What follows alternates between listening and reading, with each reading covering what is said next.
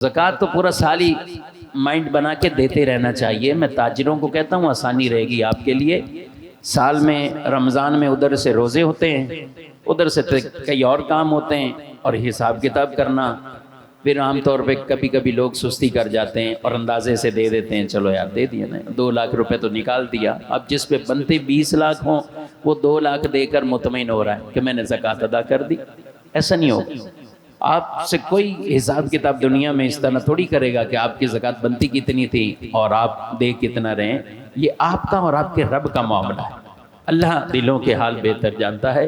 تو جو کچھ ہے آپ نے اللہ کے لیے دینا ہے، اور آپ اس کا حساب کتاب رکھ کر دیں۔ اور اگر رمضان میں نہیں کر سکتے، رمضان ضروری بھی نہیں ہے، لیکن اگر یہ حساب کتاب نہیں ہے تو بھائی 2-4 مہینے پہلے کر لیں، پھر آپ کا مہینہ ہی کوئی اور بیسک تو جس کا جو سال مکمل ہو وہی اس کا زکوٰۃ کا مہینہ ہوتا ہے۔